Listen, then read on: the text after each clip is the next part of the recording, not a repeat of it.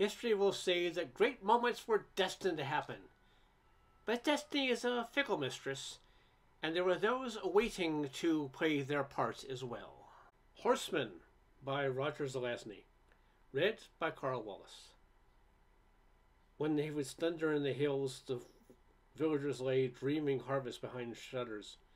When he was an avalanche of steel, the cattle began to low mournfully, deeply, and children cried out in their sleep.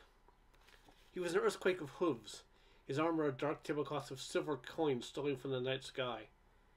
When the villagers awakened with fragments of strange dreams in their heads, they rushed to the windows and flung their shutters wide. As he entered the narrow streets, no man saw the eyes behind the visor. When he stopped, nor so did time. There was no movement anywhere. Neither was there sleep, nor yet full wakefulness from the last strange dreams of stars, of blood. Doors creaked on leather hinges. Oil lamps shivered, pulsated, and settled to a steady glowing.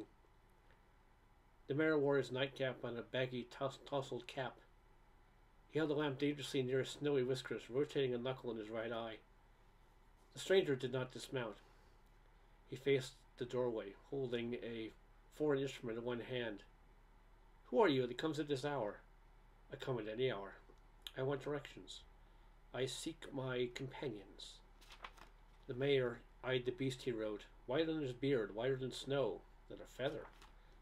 What manner of animal was that? "He is a horse. He is the wind. He is the steady pounding of surf that wears away rocks. Where are my companions?" "What is it to you, Carrie?"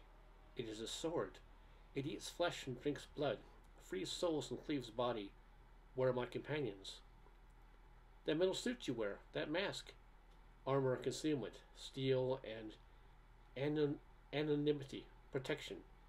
Where are my companions?" "Who are they that you seek, and where are you from?"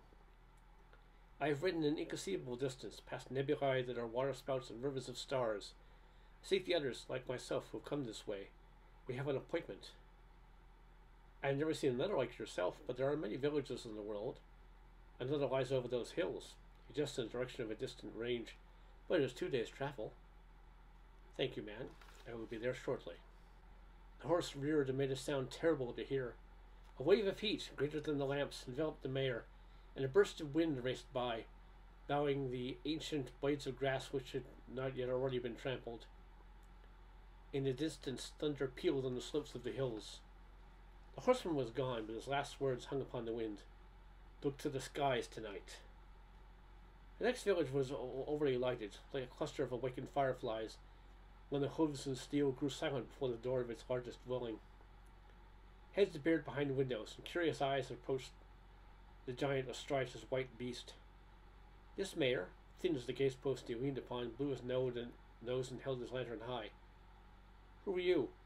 I've already wasted too much time with questions. Have I just myself passed this way?" "Yes. They said it would wait atop the highest hill overlooking that plain." He pointed down a gentle slope which runs through miles of fields, stopping abruptly at the base of a black massive. It rose like a handless arm, turned to stone, gesturing in anywhere. "There were two," he said. "One bore strange tools as you do. The other," he shuddered, said, "look to the skies and sharpen your size. There will be signs, wonders, a call. Tonight the sky will fall." The horseman had already become an after-image, hailed in the sparks thrown from struck cobblestones. He drew rein atop the highest hill overlooking the plain and turned to the rider of the black horse. "Where is he?" he asked. "He has not yet arrived." He regarded the skies, and the star fell. "He would be late?" "Never." The falling star did not burn out. It grew to the size of a dinner plate, a house, and hung in the air, exhaling souls of suns. He dropped towards the plain. A lightning run of green crossed the moonless heavens, and the driver of the pale green horse, whose hoofs made those sounds, drew up beside them. "You are on time." "Always," he laughed, and it was the sound of a scythe mowing wheat. Shift from earth settled upon the plain, and the wondering villagers watched. Who or what did it bear?